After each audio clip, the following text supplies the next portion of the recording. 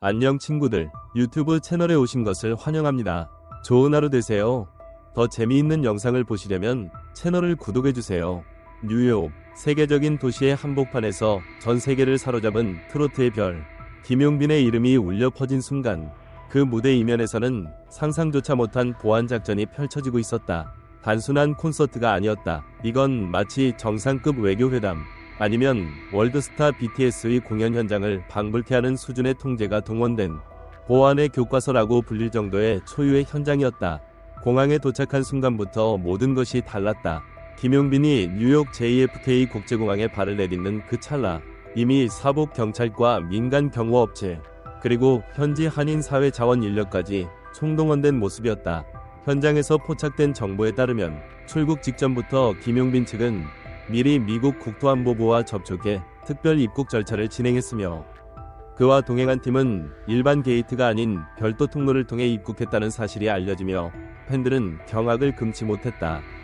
하지만 진짜 이야기의 시작은 콘서트 당일이었다. 뉴욕 맨해튼 중심부의 공연장, 무대까지 이어지는 동선은 아예 비공개였고 기자조차 출입이 엄격히 제한되었다. 입장 전 신분증 확인은 물론 얼굴 인식 스캔까지 진행된 것으로 알려졌다. 어떤 이들은 이 정도면 김용빈이 대통령급 예우를 받는 것 아니냐며 혀를 내둘렀다. 이처럼 철저한 경호와 보안은 왜 필요했을까? 가장 먼저 언급되는 건 그의 세계적인 인기와 팬덤 규모다. 최근 글로벌 팬클럽 회원수가 1.2억 명을 넘어서며 BTS 이후 가장 빠르게 팬덤을 형성한 한국 남성 솔로 아티스트라는 분석이 나오고 있다.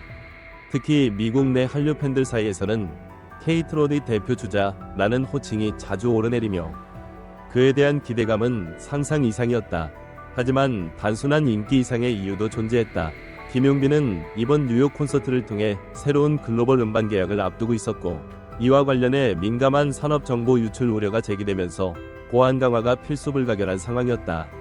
실제로 콘서트 당일 공연장 주변에 신원 미상의 인물들이 드론을 띄우려다 제지당한 사건도 발생했다. 이는 그가 단순한 가수가 아니라 대한민국이 수출하는 문화산업의 핵심 자산임을 여실히 보여주는 사례였다. 그렇다면 김용빈 본인은 이러한 상황에 대해 어떻게 느꼈을까? 가까운 관계자의 증언에 따르면 그는 당초 팬들과 더 가까이 호흡하고 싶다는 바람을 강하게 피력했지만 소속사와 현지 보안팀의 강력한 제안으로 부득이하게 고립된 이동 동선을 수용했다. 실제로 그는 공연 종료 후 무대 뒤에서 울먹이며 이렇게 철저히 차단된 무대는 처음이다. 팬들과 가까이 있고 싶었다는 속내를 털어놓았다고 한다. 무대 위에서의 김용빈은 언제나처럼 완벽했다. 전통 트로트부터 현대 감성을 더한 퓨전 트롯까지 뉴욕 팬들은 그의 노래에 눈물을 훔쳤다. 특히 앵콜곡으로 선택된 걱정 말아요 그대는 산불 피해 지역을 위로하며 한국에서도 큰 반향을 일으킨 곡이었고, 이 곡을 부르는 순간 객석에는 한인 관객뿐 아니라 외국 팬들도 일제히 촛불을 들어 감동을 나눴다. 이 장면은 미국 유명 언론의 헤드라인을 장식했다. CNN, 뉴욕타임스, 빌보드 등 주요 매체는 트로트의 새로운 물결, K-트로트의 세계화, 김용빈, 전통과 현대를 잇는 발휘라는 극찬을 쏟아냈다. 음악 비평가들은 그는 단순한 노래꾼이 아닌 세대와 국경을 뛰어넘는 정서적 소통자라고 평가했다. 공연을 마치고 한국으로 돌아가는 그의 발걸음에도 여전히 경호는 이어졌고, 그는 끝까지 팬들을 향해 손을 흔들며 감사 인사를 전했다. 그러면서 그는 이번 스케줄을 통해 느꼈다. 우리가 얼마나 큰 무게를 지고 있는지. 하지만 그 무게가 두렵기보다는 감사하게 느껴진다고 말했다고 전해진다. 결국 이번 뉴욕 콘서트는 단지 해외 공연 하나의 의미를 넘어 김용빈이 이제는 한국을 대표하는 문화외교관으로 거듭났음을 상징하는 사건이었다. 그의 행보 하나하나가 한국의 음악, 문화, 감성을 전하는 이동형 대사관 역할을 하고 있었던 셈이다. 이제 사람들은 묻는다. 과연 김용빈은 다음 무대에서 어떤 메시지를 전할 것인가? 그의 노래는 단순한 멜로디가 아니라 한국인의 삶과 감정, 기억을 녹여낸 감동의 언어다. 그렇기에 전 세계는 지금 김용빈을 단지 가수로 보지 않는다. 그는 시대의 소리이자 국경 없는 음악의 중심이다. 당신이라면 김용빈을 지금 어디에 두고 싶은가? K-팝의 위에? 아니면 문화외교의 전면에? 혹은 그 둘을 모두 아우르는 21세기형 아티스트로? 김용빈의 뉴욕 콘서트를 통해 드러난 철통 보안은 단순한 공연 현장의 안전 차원을 넘어 그의 현재 위상과 대한민국 대중문화의 새로운 방향성을 반영하는 상징적인 사건이다. 이번 사건을 중심으로 몇 가지 핵심적인 분석과 평가를 시도해 볼 수 있다. 무엇보다도 주목할 점은 트로트 가수가 뉴욕 한복판에서 BTS급 경호를 받는다는 사실 자체가 한국 대중문화 지형도에서 커다란 변화가 일어나고 있다는 신호탄이라는 것이다.